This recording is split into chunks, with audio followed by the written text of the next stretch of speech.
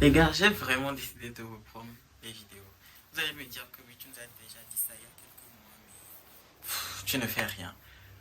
Créer du contenu, c'est pas évident. Surtout faire des vidéos YouTube, c'est pas du tout évident. Je vais pas vous mentir, actuellement, mon moral il est down. Donc, je fais tout pour être dans de bons moods avant de filmer mes Là, je suis en vidéos. train de Donc, faire le montage. Je me rends compte qu'au fait, il y a des moments dans la vidéo où on ne m'entend pas du tout. La voix, elle fluctue, elle monte, elle descend et voilà. Je sais pas c'est quoi en fait le souci avec le téléphone. J'utilise un iPhone 13 Pro pour filmer, mais c'est pareil en fait avec la première vidéo que j'ai faite où je disais que je revenais sur YouTube, mais c'est le même problème que j'ai. La voix elle monte et descend, elle monte et descend et j'ai du mal au fait la voix a du mal à rester stable et tout. J'ai acheté un micro. J'ai acheté un micro pour pouvoir créer du contenu, mais vu que c'est un iPhone, je n'arrive pas à le connecter au téléphone. Et bah, au moins maintenant, j'ai un PC, je pourrais faire ce qu'il faut et vous offrir un contenu de qualité. Voilà, vous allez devoir m'excuser et regarder la vidéo comme ça. Peut-être les sous-titres vont vous aider à comprendre ce que je dis. la dernière fois, le mercredi dernier, j'ai filmé une vidéo de 25 minutes, mais finalement, ça n'a rien donné, puisque la qualité d'image, non, pas la qualité d'image, plutôt ma tranche. Quand j'ai fini ma gueule était vraiment pathétique. Mon visage était trop triste et tout. Aujourd'hui, c'est pas mieux, mais aujourd'hui, c'est pas wow, mais c'est mieux que mercredi. Donc, j'ai décidé de faire ma routine skincare euh, en racontant en fait ce que j'ai à vous raconter aujourd'hui. Donc, asseyez-vous. J'espère que vous allez bien. Moi, ça va. C'est un gommage pour corps à la vitamine C, l'alpha hydroxy, donc l'acide alpha hydroxy, la vitamine A. Bref. Au fait, qu'est-ce qui se passe? Je suis venu vous raconter quoi? Je suis venu vous raconter ma première expérience professionnelle. Ça date de quoi? 2022. Enfin, j'ai rempli mon contrat en janvier 2023. En janvier 2023, voilà. Moi, j'ai commencé ce boulot. Je vous mets déjà dans le contexte. J'étais étudiant en deuxième ou troisième année. Une ONG qui organisait des. En fait, c'est une ONG qui est spécialisée dans la santé sexuelle et reproductive.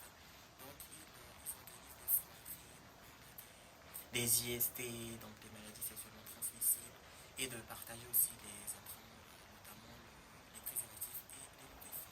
Donc, j'avais l'habitude de participer à leurs soirées. Et donc, à l'une des soirées, c'était pendant la période de confinement Covid 2020. Donc, je participe à l'une de ces soirées. Et celui qui deviendra mon futur superviseur m'approche. Je le connais déjà hein, et on se parlait très bien. Il m'approche et me dit, mais toi, tu fais quoi actuellement? Je lui ai dit, je suis tout simplement étudiant. Ok. Moi, j'ai une opportunité professionnelle pour toi. Actuellement, nous recrutons à l'ONG. Tu peux venir travailler pour nous. J'ai dit, pourquoi pas. À quoi consistera mon travail? Je vais t'expliquer ça un peu plus tard. Écris ta lettre de motivation et ton CV et tu nous envoies ce que j'ai fait. On m'a appelé pour l'entretien, je suis allé à l'entretien. Donc il y avait ce superviseur-là que je vais appeler Enfer. Il y avait la coordonnatrice de l'ONG et le suivi d'évaluation. Donc celui qui faisait l'évaluation, qui faisait le suivi de ça sur le terrain. Donc les pères éducateurs, puisque mon poste allait être père éducateur. Je vous explique en quoi consiste le travail de père éducateur. En fait, c'est toi, cette personne-là, qui tu as ta cible donnée, donc toi tu iras sur le terrain sensibiliser, voir avec ces personnes, avec les gens si ils ont des maladies sexuellement transmissibles, tu peux les référer à des centres de santé qui sont prestataires avec l'ONG pour se faire soigner et tout. Et ils peuvent aussi faire des tests de dépistage, tout ça. Donc, j'arrive à l'entretien. L'entretien se passe très bien et on me garde. Et du coup, je signe mon contrat le 14 avril 2020.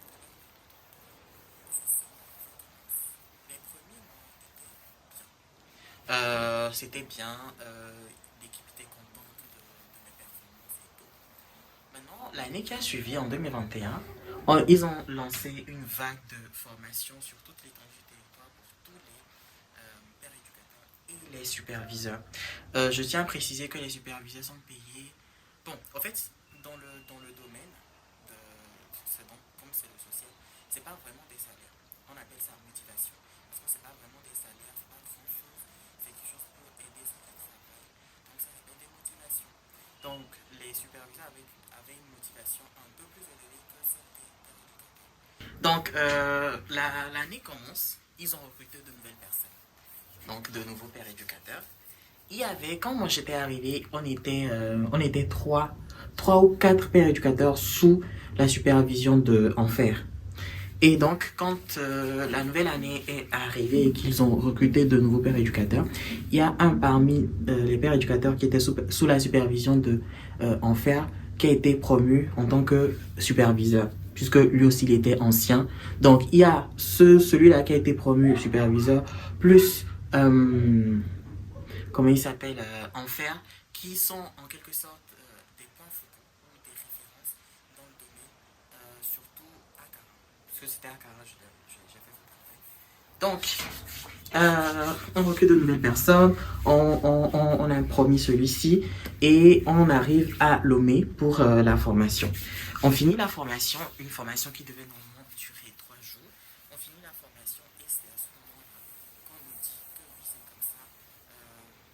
Nous devons donner une partie des perdièmes. Alors, les perdièmes, c'est quoi? Quand les formations ont été organisées ou sont organisées, quand les pères éducateurs se déplacent pour leur formation, on leur donne alors une prime de déplacement, prime d'hébergement, de nourriture et tout ça. Donc, c'est ça qu'on appelle per diem. Du coup, pour les 3 jours, normalement, on nous paye 4 nuitées. Voilà nos superviseurs qui nous disent, ben, vous savez quoi, vous devez nous donner 25% de, de ce que vous avez gagné. 25% comment? À quel moment dans le contrat dans le contrat, il n'y a pas question de donner 25% et tout, et tout, et tout. Et la raison qu'on nous donne n'est pas vraiment claire pour que nous puissions donner les 25% comme ils le disent. Ça, c'est un masque pour visage, le masque noir pour visage. Moi, presque nous tous, on fait la tête du on dit, ben non, on ne va pas donner les 25%. Je voulais aussi préciser que la vague de recrutement qu'ils ont fait après moi, donc la nouvelle année, il y avait un de mes amis qui faisait partie des pères éducateurs, des nouveaux pères éducateurs qui ont été recrutés. Du coup, c'est à partir de là que mes problèmes ont commencé.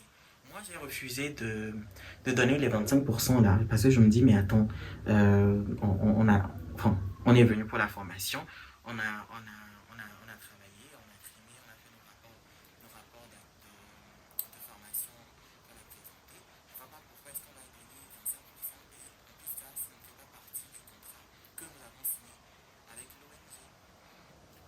Du coup, c'est là que mes problèmes commencent en mode, toi tu es qui pour refuser de donner les 25% au fait? Tu es qui pour refuser de donner les 25%? Du coup, c'est devenu problématique. Enfer qui refuse de signer mes rapports, puisque en fait, après, quand le mois finit, on a une réunion pour valider les données que vous avez obtenues tout au long du mois. Donc, valider vos performances et tout. Donc, avant ça, ton superviseur se doit de signer tes rapports. Déjà, avant ça, il doit t'accompagner sur le terrain, te suivre et sur le travail que tu fais.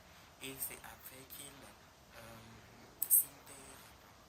Monsieur dit qu'il ne va pas signer mes rapports parce que, ben voilà, et tout.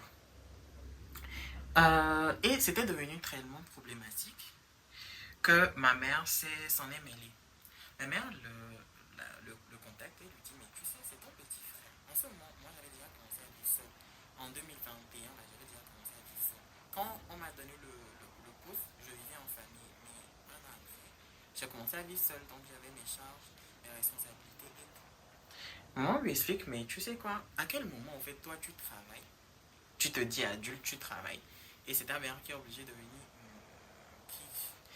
mais comment je vais dire ça, qui va être la médiatrice entre ton superviseur et toi, pour essayer de régler les problèmes, les conflits que vous avez.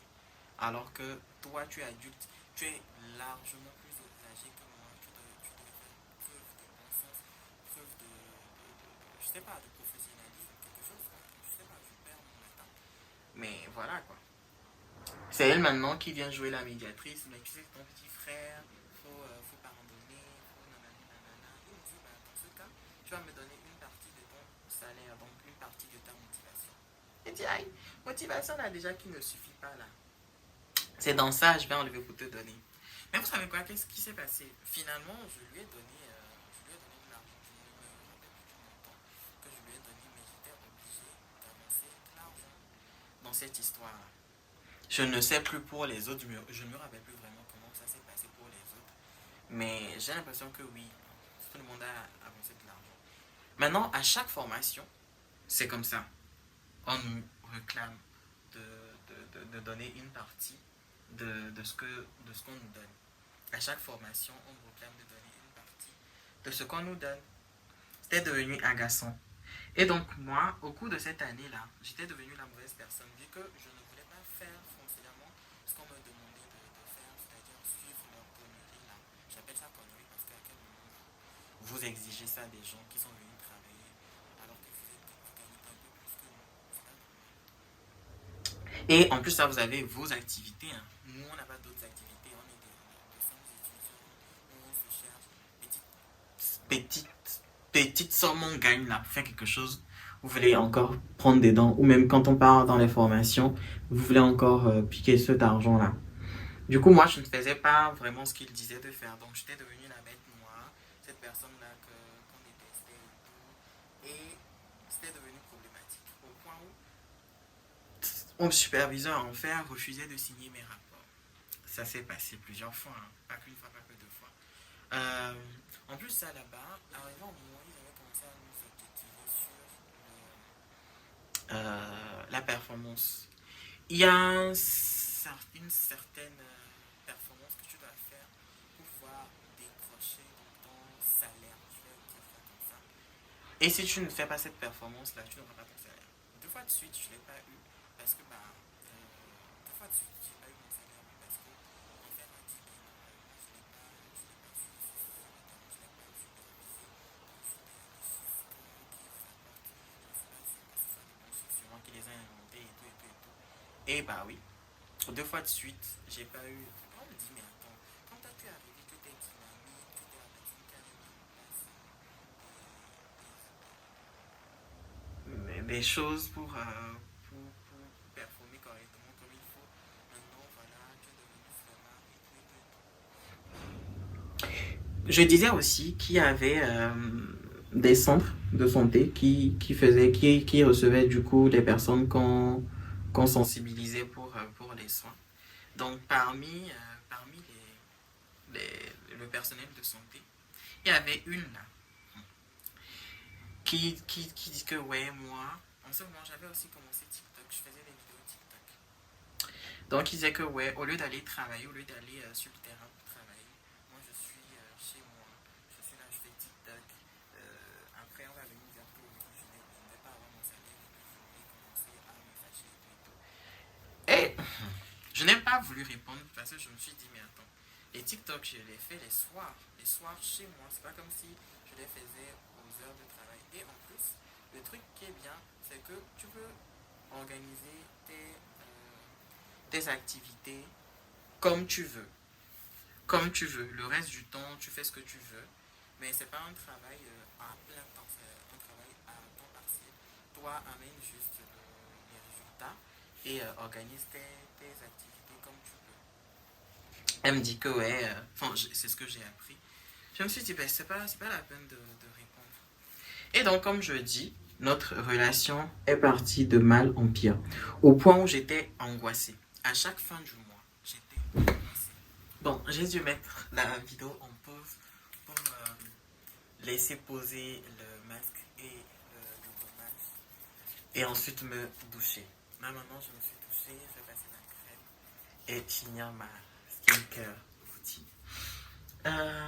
Donc, je disais qu'au fait, j'étais arrivé à un stade où le boulot était devenu stressant pour moi, angoissant, anxiolytique, parce que à chaque fin de mois, je me posais la question de savoir est-ce que mes résultats seront validés, est-ce que mes performances seront validées. Parce que bah, mon cher superviseur ne m'a pas supervisé et a refusé de signer mes rapports. Arrivant au moment, les supérieurs avec moi, ils ont dit bon, tu sais quoi, vas-y, aide, bah, vu que tu ne veux pas signer ces rapports et tout, fais de sorte que tu puisses toi-même organiser ces activités, superviser et tout comme il faut. Et il a dit oui, il n'y a pas de souci. Au moins, là, à ce niveau, il avait commencé à me suivre correctement, à organiser lui-même mes activités et à me suivre sur le terrain. Et arrivé un moment, c'était que ça allait mieux. C'est vrai qu'arrivé un moment, ça allait beaucoup mieux. Il n'y avait plus de soucis je faisais ce qu'on me demandait de faire. Lui aussi faisait ce qu'on lui demandait de faire. Et puis, mais il a eu à faire d'autres choses que je ne peux malheureusement pas expliquer sur cette vidéo ou sur cette chaîne. C'est très privé, je peux pas expliquer, mais c'était grave. Ce qui a fait que franchement, il m'a dégoûté de fou. Je me suis dit, mais non, franchement, il faudrait que je trouve l'occasion de partir de ce domaine-là. Je tiens à rappeler que j'ai fait 2 ans, 9 mois. 2 ans, 9 mois dans le boulot. 2 ans, 9 mois. C'était trop pour moi. Moi, je trouvais que pour moi, c'était une éternité. Et que, bah, je pensais que ça n'allait jamais finir.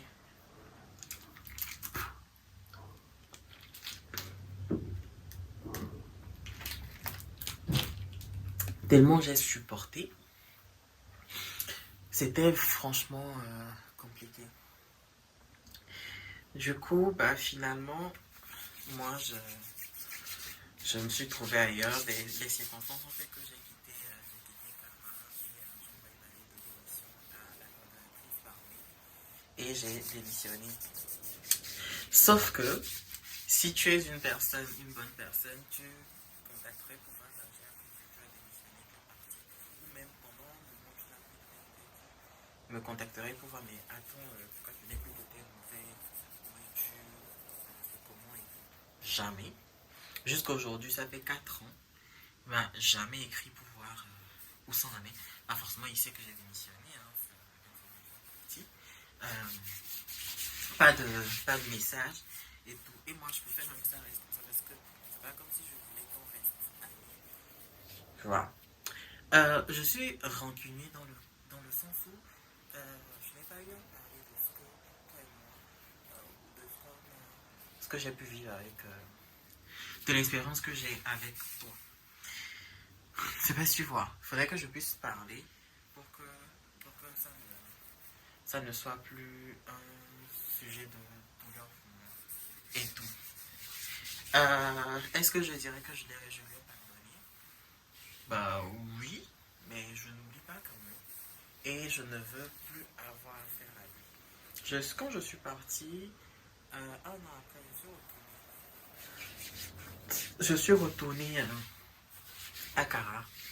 Quand je me suis installé définitivement ici, je suis retourné à Kara un an après. J'ai rendu visite à mes anciens collègues, à l'ancien bureau, j'ai vu la coordonnatrice, le suivi et tout. Mais lui, j'ai pas demandé d'après lui.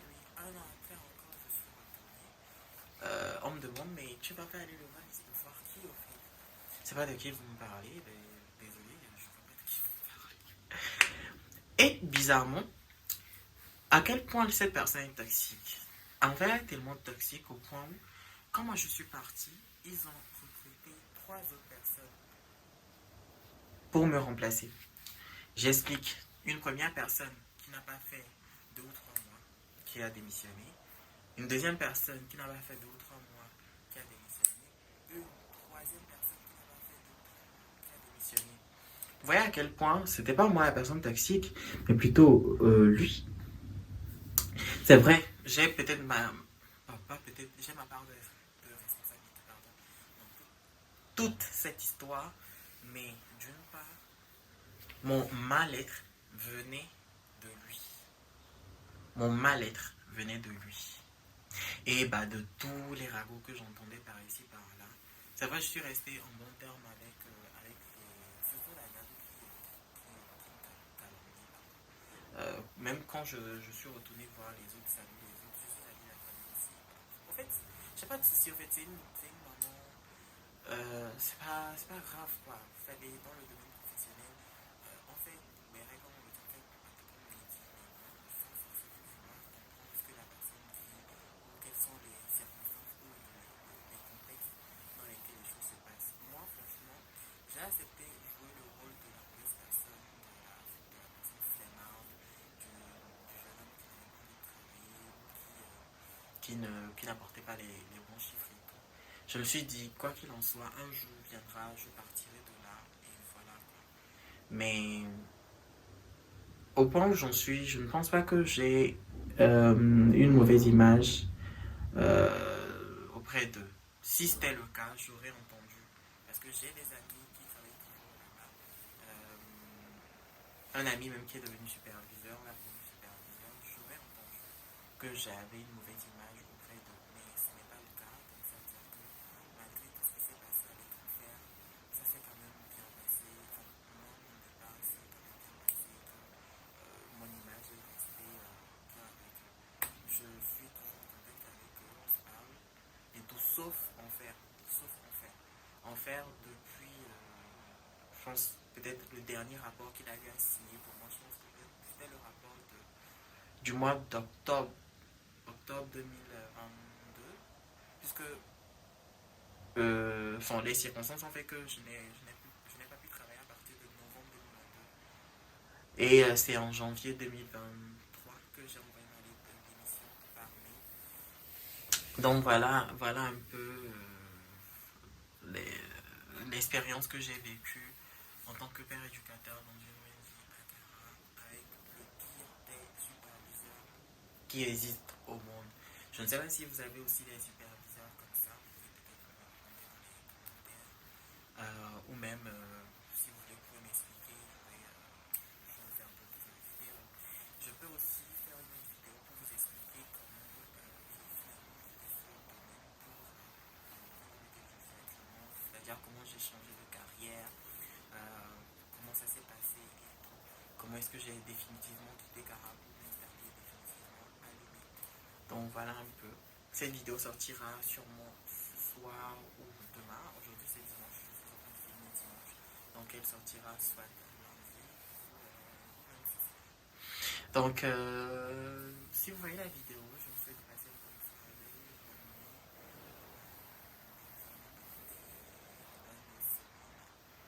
nuit. Ça dépend de la période à laquelle vous regardez la vidéo. Je vous remercie.